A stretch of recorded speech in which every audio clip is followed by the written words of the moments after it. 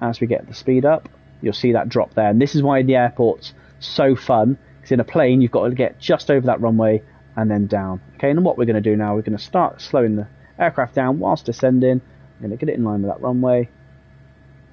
There's no pressure here to land on the threshold or anything like that. It's controlled. So you're seeing the speeds coming down to 17, 18, and you notice now that the aircraft's dropping further. So add that little touch of collective again, and you manage it. Okay, and all we're doing now, I'm going to get on that runway. We manage it. It wants to drop me out of the sky a bit quicker, so a couple of notches up on the collective. There it is. And then we just feather that now, and we get used to that, and we get into the hover. There we are. We're in a stable hover. You can see I've got 2 knots. That's going to be the wind if I come outside. You can see we're stable. And then what's going to happen now, let's see if it happens. It won't happen because I'm trimmed. But I'm going to press down the collective. And nothing is happening to my height. Again, we spoke about that right at the start of the video. And I showed you using the aerodynamic visualization. We're now buffeting in our own downwash. Okay, so we're sat on our own downwash. So I've got to push the collective through in order to get on the floor. However, if you push it through too much, you're going to crash onto the floor. So we push through it, and then I'm going to add a bit more collective as I descend. So now I'm adding collective, but I'm still descending. Now we manage it. We're now no longer in our own zone, so we just put the collective down. And we drop.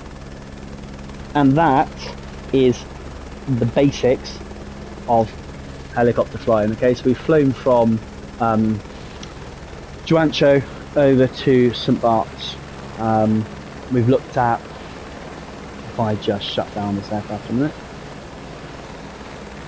I can't remember how to do it from doing it like that, so we'll just shut this off here. And we'll cut our fuel. Should have gone down to ground idle on here. And we'll put a rotor brake on. You'd never do this in real life. You wouldn't put the rotor brake on right now because you're just going to set fire to the thing. We're going to turn that horn off.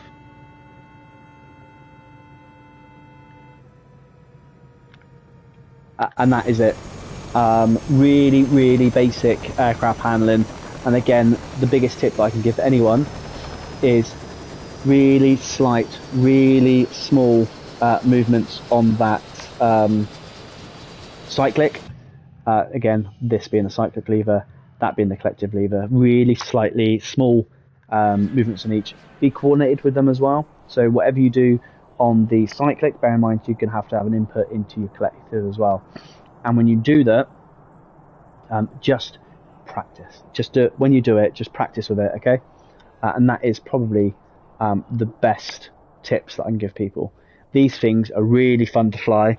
There are far many more helipads than there are runways in Flight Simulator, and some of them are brilliant. Some of them are on, like if you go to New York or Los Angeles, you go to rooftops, you go to hospitals, are usually good ones for these. You can get in some really fun places with these. I think they're bringing out carriers soon on here with VR, so I am absolutely buzzing to get VR for one of these. I think it'd be so good. I'm going to hang around just for a minute before I close the stream, see if there is anyone that has any questions.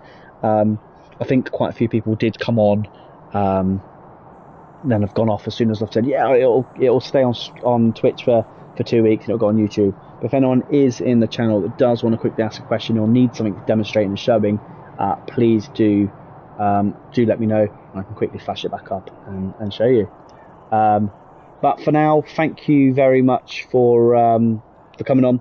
Thank you for giving up your time. And if you haven't already, please do click the follow button and just keep updated. I do usually come on here and we'll talk about, we'll do quite a lot of tuition stuff and educational stuff. However, a lot of the time, most of my friends that I've got that play computer games play on Battlefield or FIFA and that. There's no one that I know in offline that plays Flight Simulator. So the only reason I really stream is to get people talking and to actually connect with people that actually share this passion as well. I've seen nothing in the chat, so I am going to head off. Again, thank you very much. Take it easy.